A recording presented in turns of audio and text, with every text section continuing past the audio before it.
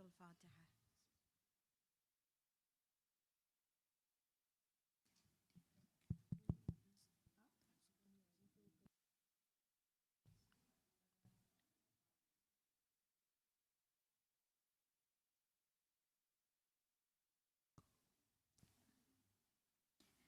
أعوذ بالله من الشيطان اللعين الرجيم.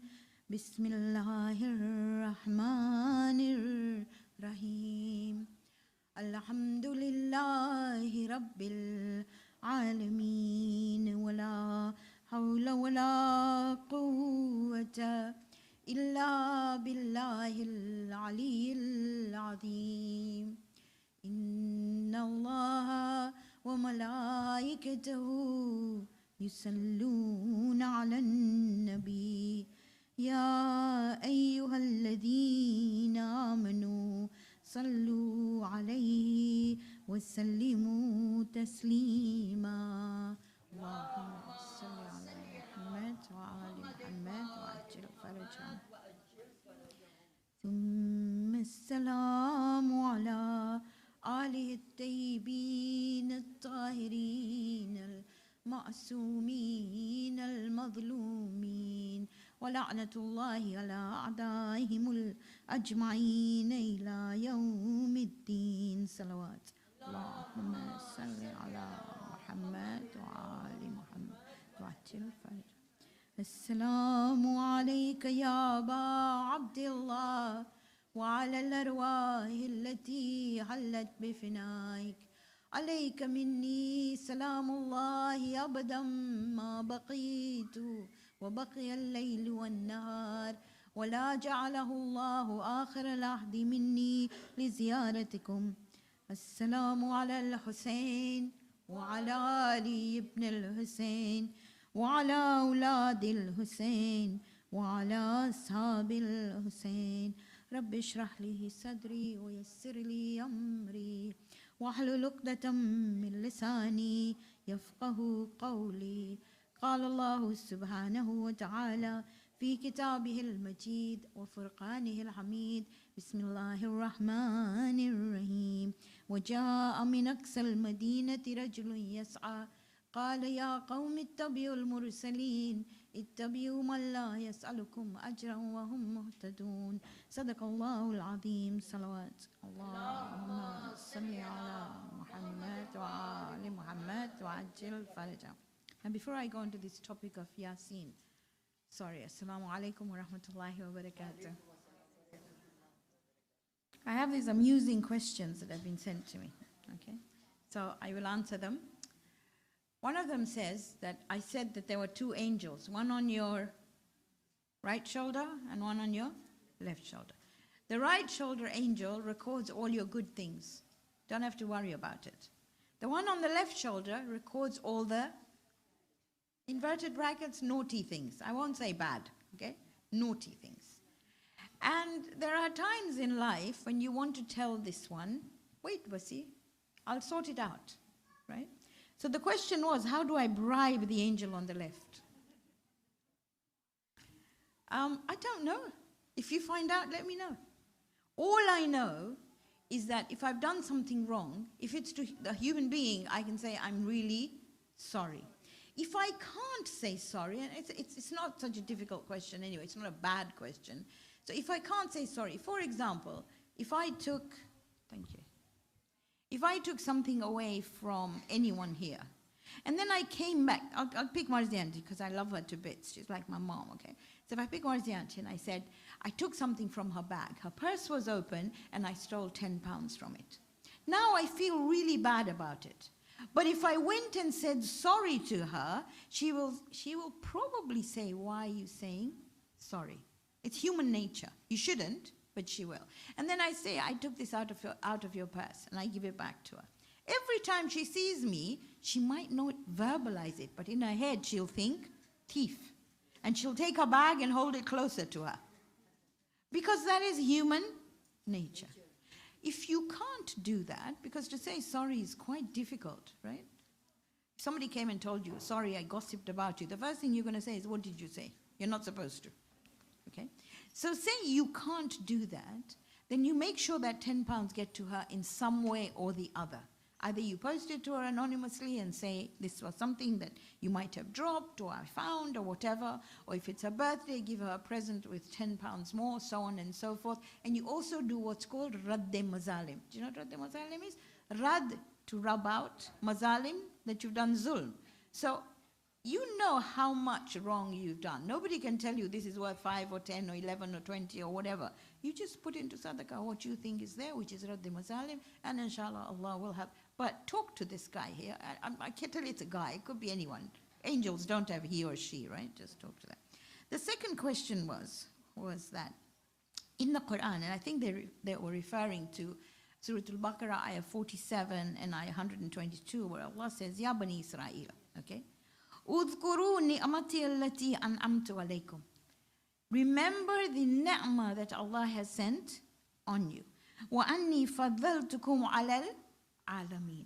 And I have made you, I have given you better stuff. I have given you grace over all the other people in the world. But if you scroll down Surah Al-Baqarah and you look at ayah 124, he says, La yanalu ahdi dhalimin. Any covenant of mine does not extend to somebody who crosses the limits. Okay, so these are things that we need to keep in mind. Very many times people think that maybe because I cry for Hussein, I am somebody who is bound to go to Jannah. If I come to Muharram, no. There will be a detour through Jahannam, right? Unless I have asked for forgiveness. And the whole system of Islam depends on the way you and I behave. Remember, the Prophet was told, I have been sent if only to increase akhlaq. It's called makarimul akhlaq. Bring akhlaq up. So TTC, truthfulness, trustworthiness, and compassion. And it's not either or.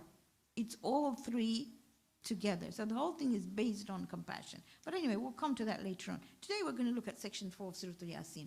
So here we have Surah Yasin, Surah number 36. You remember that? The qalb of the Quran. Okay. So you know that's 36. You know there are 114 surah in the Quran. You know this is a Makki surah, which means it's talking about usul.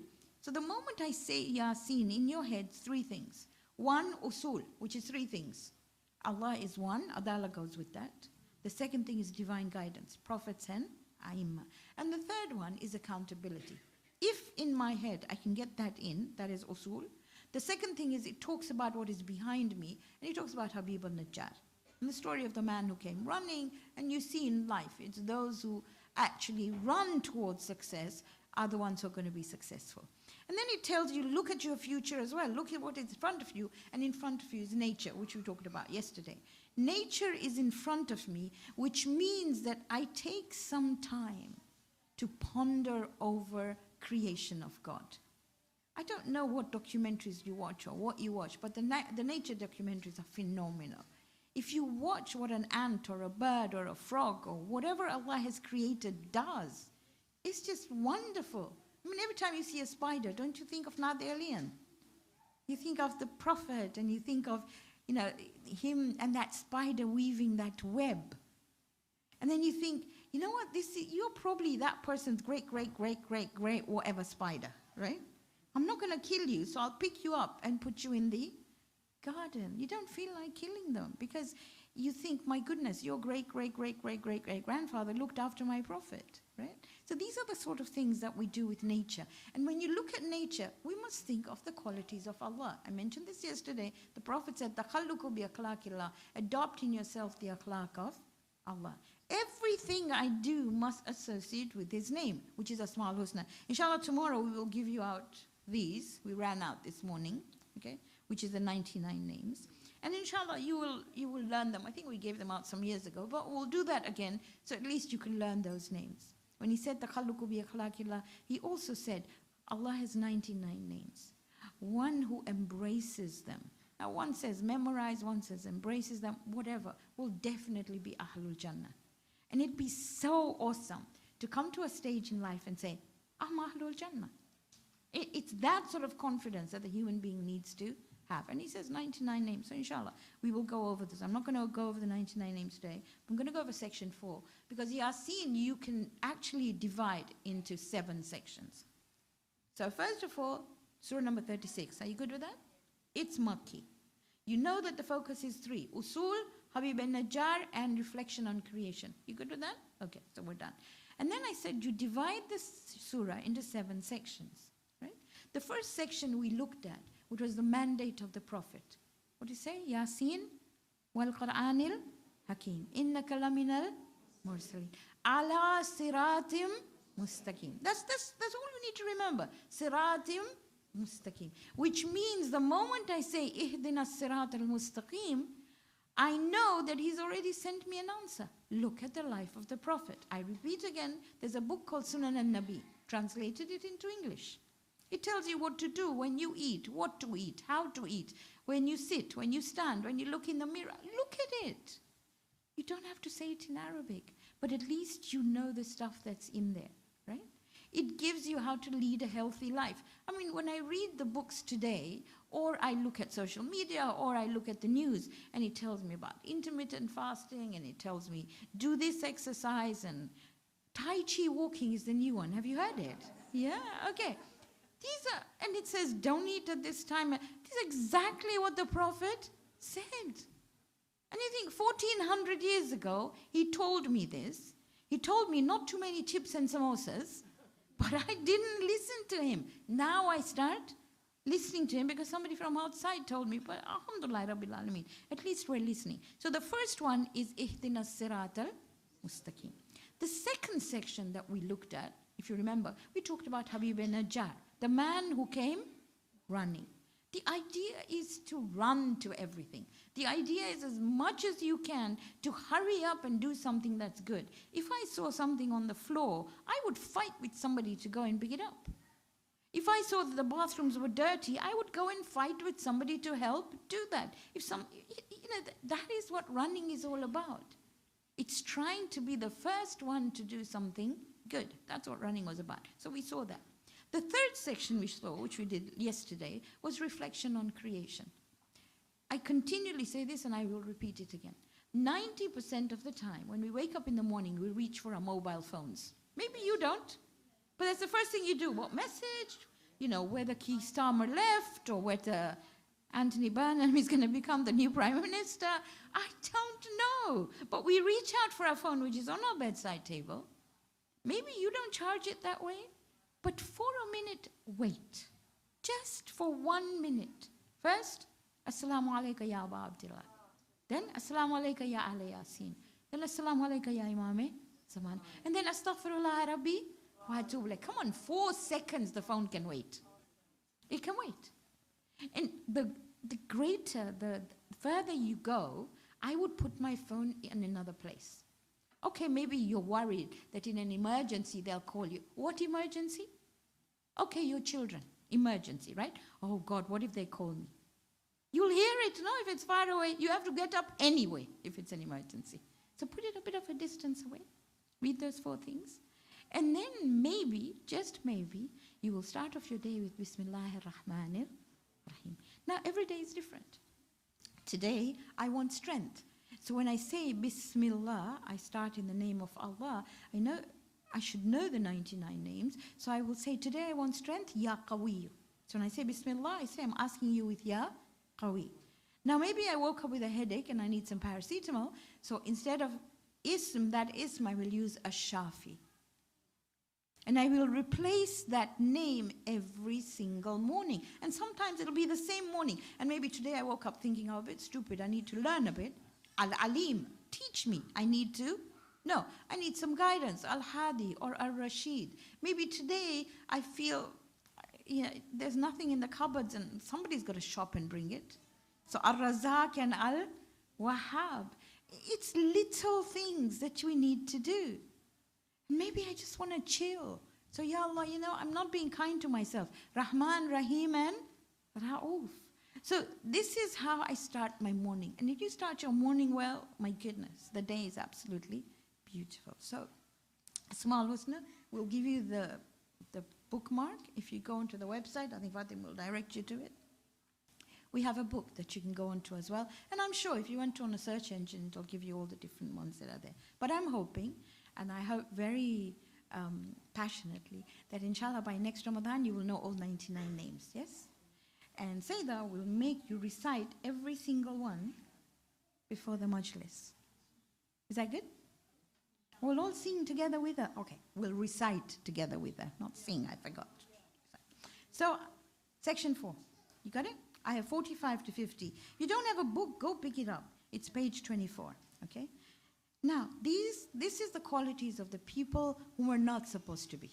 This is talking about people who cover up the truth. This is how they respond. And their arrogance, this is how they respond. They say, وَإِذَا قِيلَ لَهُمُ اتَّقُوا مَا بَيْنَ أَيْدِيكُمْ وَمَا خَلْفَكُمْ. You all know it. لَعَلَّكُمْ تُرْحَمُونَ. So when they are told, be God conscious of what is behind you and what is in front of you.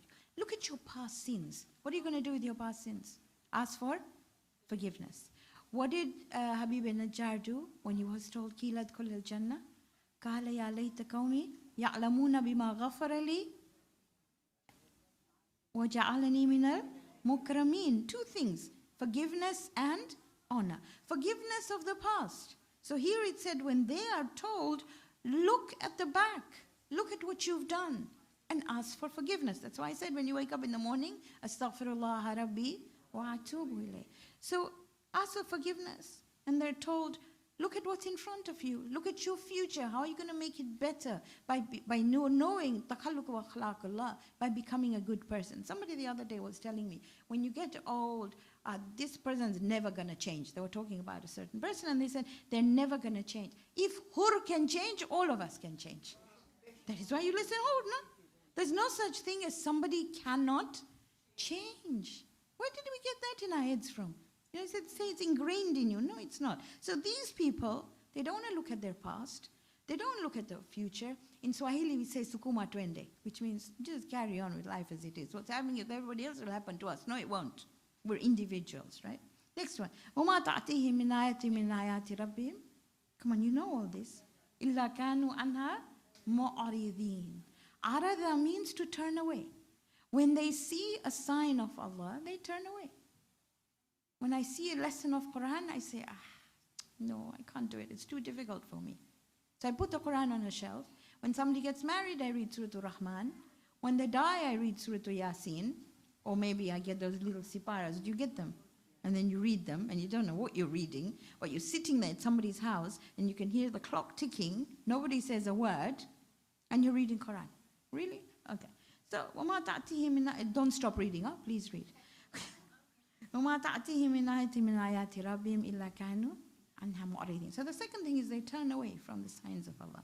The third thing, وَإِذَا قِيلَ لَهُمْ أَنْفِقُوا مِمَّا رَزَقَكُمُ اللَّهُ قَالَ الَّذِينَ كَفَرُوا لِلَّذِينَ آمَنُوا أَنُطْعِمُ مَن لَّوْ يَشَاءُ اللَّهُ إِنْ أَنْتُمْ إِلَّا فِي ضَلَالٍ مُبِينٍ. When they are told, give out. Give of what you have. The risk you have, give it to someone. Make sure you share. They say, look, Allah is Ar-Razaq. Allah is Mateen. Allah is Wahhab. If He wanted to give them, why does He want me to give them what I have earned really hard? My hard work, and they want me to give it away. And He says they are in error. Allah gives through me or you. We are the wasilas that are there. If we don't give it, it's no loss to anybody else but ourselves. I remember a long time ago, long time ago, when we first got married, we were living in this tiny little flat in North London. Do you know where Arsenal football ground is? We used to live just opposite Arsenal football ground, and people used to come and sit on our windowsill to see the matches. Okay, so it wasn't even a flat. It was somebody's loft place, and you had to go through their house to go to the top. So when somebody said, at that time, life was difficult in the sense that they used to have squatters. Do you remember a time when there were squatters? And if you had an empty house, they would go and stay in them. So in a very posh part of London, somebody had a house, and they were going on holiday for 6 weeks. And they said, would you like to stay there? Oh, yeah, definitely. I mean, who wouldn't want to stay in a mansion, okay? So we said, okay, we're gonna stay there. So we said, okay, we'll go and stay there. What we didn't realize was we were happier in that little crappy flat Because when we went to stay there, they said, we've locked this room, they've locked the freezer, they've locked the lounge. We couldn't go anywhere. And in the lounge, they had this big bowl of fruit, which they were going to leave there for 6 weeks because it looked pretty, but we're not supposed to touch it. And every time I'd look at it and think, oh my goodness, that looks nice. Couldn't afford to replace it. You went to the, they had, I don't know, whatever freezer room they had. The freezer had an actual lock on it. I don't know, they thought we'd eat the food or something. But all I'm trying to say is that sometimes we waste. We feel all right to throw it away, but we don't give it out. We have a wonderful group. I live in a place called Carpenters Park at the moment, and we have a wonderful group. And on that group, they will write, today I have extra chai, today I have extra rice, or today, can somebody come and collect? And 2 seconds later, it's collected. And that's really lovely. I remember during COVID, we had a little place where we left things. Now, these are just examples of what we can do. So, say it was a shed, and we did up the shed so people could leave whatever they wanted and take whatever they wanted. So children's clothes get small. Children's toys, they run out. People need winter coats. I might have 6 or 5 chadars, you might have none. Whatever the case might be, they just dumped it in there really nicely, and anybody could walk in, and you didn't have to go through the house, you had to go through the outside gate, and you could pick up what you want and leave what you want. And these are things we need to start. And that's what's called here. They're told give, they say no, we won't give. But they will waste. Their dustbins are probably full of food. And there's somebody else who needs that food. So it's practicality that works. وَيَقُولُونَ, and look what they say. مَتَى هَذَا الْوَعْدُ إِن كُنتُمْ صَادِقِينَ. We don't believe in accountability. They say, when will this, if you're truthful that we're going to be accountable, when is it going to happen? We don't see people who are dead coming back. But you and I know about these 2 angels, and I'm glad this question came out. They record everything. My whole life is ingrained in my DNA. And on the day of judgment, Surah Al-Tariq says, Tubla Sara'ir. It's like all my secrets will be laid open. Look, I'm going to try and give you examples so you understand. We were traveling a few months ago, and my daughter was sitting in a seat way behind us. And she texted me, and she said, Mama, I saw them load my suitcase. I said, okay, that's good. She said, no, Mama, the wheel is broken off. And I've got dirty underwear in it. Mama, what if it just spills out? So she was scared that the hole that was made with that wheel, things would come out. And she didn't want anybody to see what would come out. And I think the whole flight she was worried what was going to fall out of her suitcase, because she wouldn't let me pack it. She said, I'll do it myself. And do you know how children pack suitcases? They just stuff it and sit on it.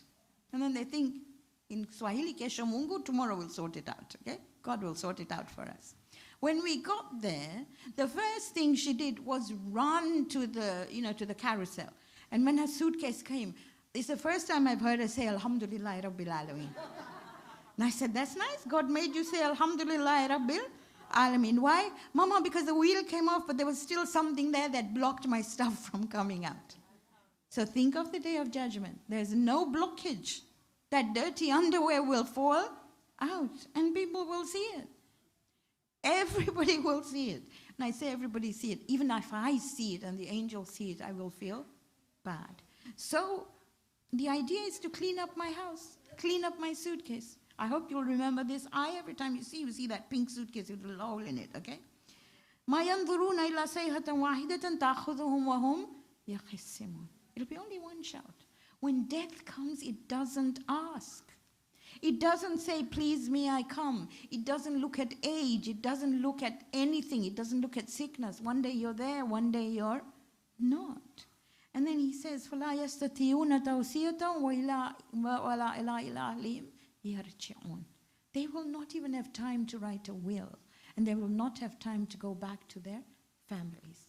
Again, I repeat, please write your wills. Doesn't matter if you don't have anything. What you say will have an impact on your children, on your close friends, on whoever's around. Just write down your thoughts. You don't have to share it with them now if you don't want to. But write it down. No, they should know where it is. You see, what you own is distributed according to Sharia, right? You know that. 1/3 goes to wherever you want, right? The rest is divided according to Sharia. Whether you have a wife or your mother or father, or it's 1/6 for parents and then 1/4 for your wife. If you have children, 1/2. If you don't, if you don't have children, so on and so forth. So you don't have to worry about your things. They'll be sorted. Your money will be sorted. But the rest of it needs to be sorted out. Write down your thoughts. Tell your children, this is what I thought about. And I will repeat again. Take your kafan. Buy one.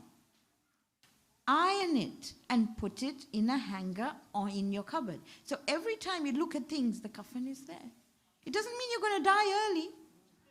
And everybody says, oh, I can't look at my kafan. Why not? Don't you want your own kafan? Otherwise, Chinaz is sitting here. She'll get one from the Jamaat. One that has not been blessed. One that has not been, it's just been cut out. They cut reels and reels of kafans, right? At least yours is personalized. You will bring one on the day of Ashura, one piece of that kafan, and you will cry. If you can't bring a piece of kafan, bring a handkerchief. Tell your children, you will bury this with me. And I mentioned it, I repeat it again. No angel was going to touch you if you've got a handkerchief which has the tears of Hussein. That can't be that difficult. Tell them, when you bury me, take this handkerchief and put it on my chest. Everybody will agree to you, right? You good? So these were the things that you shouldn't do.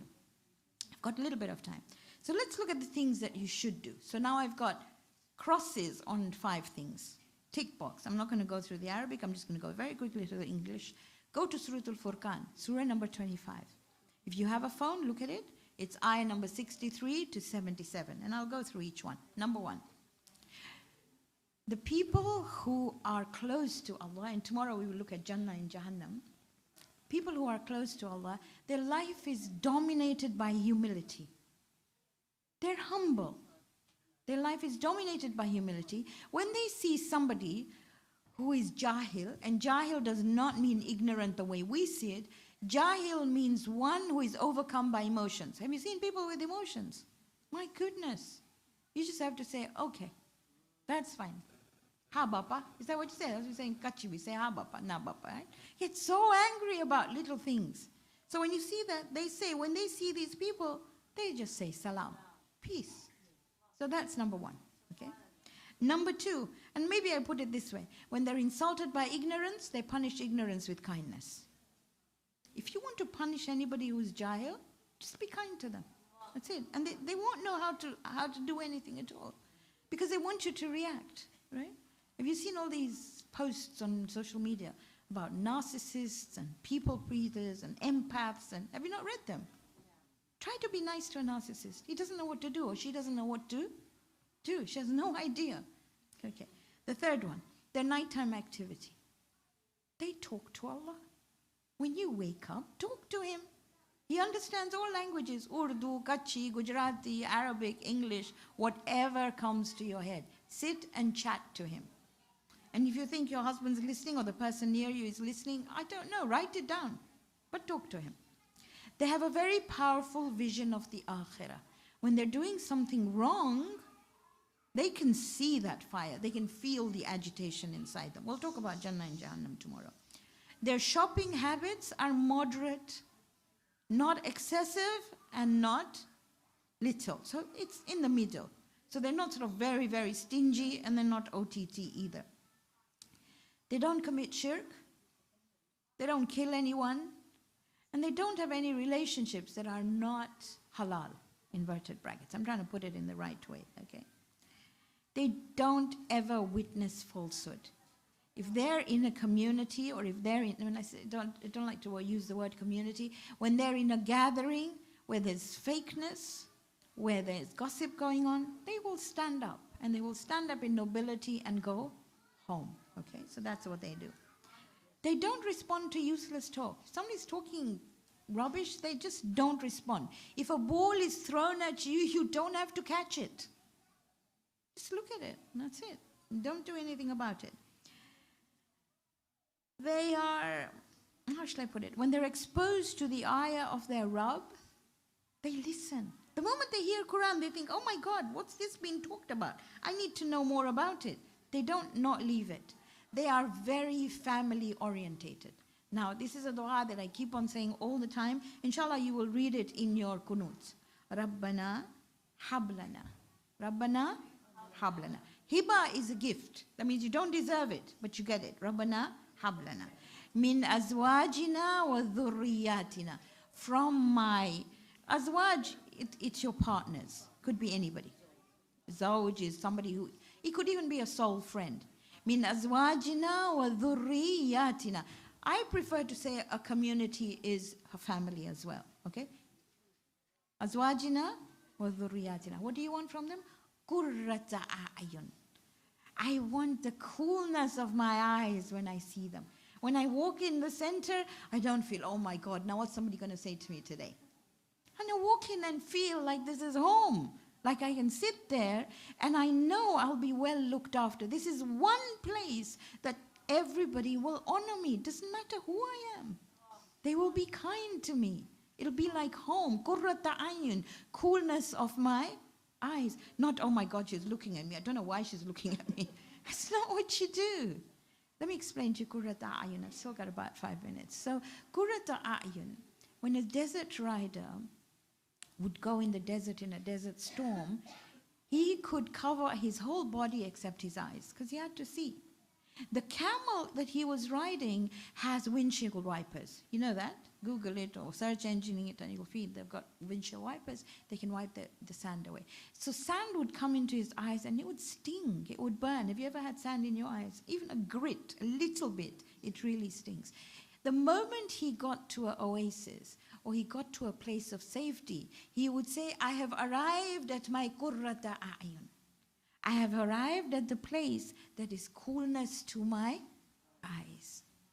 So for me and you to follow this, I mean, this is one of many, but at least we can start here. That our communities and our families, when they come home, they think, good, it's peace, it's really good. I'm going to give you an example. I've got a minute here. I'll give you an example before we go to Masail. When my son first got married, and he got married to a Pakistani from Lahore, okay? Really beautiful girl, really amazing young lady. So on her wedding day, we came back from the mosque and she came home. We said, hello, we can drop you to your hotel. No, I want to come home. She said she wanted to eat. So I said, okay, come and eat with us. She said, but I don't like all these things in my hair. Mama, can you take them out for me? I said, really? Okay. Took all the bins out, took her white sari out, whatever. And she said, I'm coming down just now. She came down in my husband's pajamas. He said, she's wearing my pajamas. I said, so? She's family. So what if she's wearing your pajamas? And then she went away. This is her wedding night in my husband's pajamas. And he said, she's walking away with them. Now, that was her, and she taught us a lesson. She taught us what it meant like to feel at home. She was family, and she taught us so much. She's an amazing personality. So Pakistani or otherwise, she taught us what it was like to be family orientated. And that's what life is about, to make somebody, when they come here, feel at home. When they come to your house, to feel at home. So this is one of the things, it's called being family orientated. And finally, the last one, they're always engaged in dua. They always lift their hands. Especially, like I told you, and I've mentioned this before, especially when it's a time when you're crying. When you're feeling sad, when your heart is softened, raise your hands. Today, try. Try and pray for the person next to you. Because when you pray for somebody else, this is Imam Bakir, 1,000 of your du'as are heard. If I were to do istighfar for somebody near you, I am forgiven. Because it is from a sinless tongue, a tongue that hasn't committed my sins. Now normally, because it's human nature, we would look and say, she's not going to pray for me. Now if everybody said that, it's not going to work. Just once, just today, try. Try and look on your right, look on your left, wherever you want. Pick someone and pray for them and see the difference that it makes. But today we're going to talk about Qasim. And just a little bit of history first. So Imam Hussein always remembered Qasim at every point of his journey. I mean, he remembered Imam Hassan, Qasim's dad, because that was his brother. at every point of the journey. Imam Hassan had 4 sons, Abdullah, Abu Bakr, Hassan al-Muthanna, and Qasim. Now when I was young, and we used to call him Shah Qasim. I don't know whether you called him the same.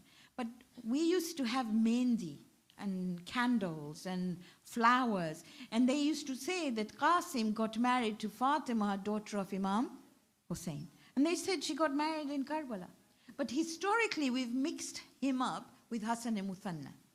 Hassan al-Muthanna was married before they left Medina in Rajab. So Hassan al-Muthanna was married to Fatima, daughter of Imam Hussein. Hassan al-Muthanna was injured really badly in the Battle of Karbala. So much so that they left him for dead. But his uncle called Asma was his mother Khawla's brother, his mamu, finds him and takes him to Kufa where he gets better. From them come the family of Tabatabai. You've heard of the family of Tabatabai. They come from Imam Hassan. And they come from Hassan al-Muthanna. So, but we'll go to Qasim now. Qasim did not get married in Karbala. He was barely 12 or both about 13 as they tell me. Okay? So now you imagine he's listening to all these names on the night of Ashura. His name is not there. Because Imam talks about the names of the Shuhada and his name is not there. So he goes to his uncle and he says, my name's not there. He says, but you are the light, you're the Qurratul Ain of your mama. And it's not wajib, jihad is not wajib on you. I can't let you go. He said, but I'd like to go. I've been trained all my life to fight. I'm a good fighter, I want to go. So Imam asks him what he thinks about death. So he said, if death is on the right way, then it's ahlan min al-asal. Remember those words, ahlan min al-asal, which you all hear all the time, which means it is far better than even honey. It is sweeter than honey. Mom doesn't say anything to him. The next morning, his mama is called Ramla. The next morning, he goes to his mama, and his mama says, what are you doing here? Go fight. Go fight for your uncle. He goes to his uncle, and his uncle says, you are your mother's child. Your mother needs to see you. You are a Qurratul Ain. So he goes back and forth. In the end, Humayd ibn Muslim writes that I see this child sitting near the tents, playing with the ropes of the tents. So you can imagine, and God has given you and me imagination. So this child is playing with these ropes, and his mama comes and says, what are you doing here? I told you to go and fight. And he starts crying. He says, what do you want me to do? He won't let me go. He's refusing. Now there are 2 ahadith. One that you hear very often is the one that Ramla had this taweez or this letter from Imam Hassan. And she takes it to Imam Hussein. She gives him the letter where he says, my brother, I won't be there when you need me, but accept my son from me. The second riwayah says that Sayyida Zainab was their go-to person. Anytime they needed something, they would go to her. And she would go to each of the women and she would say, is there any way I can help you this morning? That was what she did. And Ramla would always say, why are you asking me? I've got everything that God would give me. I don't need anything. But this time she went, she said, Zainab, I need you. Promise me you will say yes to what I want. And Sayyida says, you never ask me for anything. Of course I'll give you whatever you want. What do you want?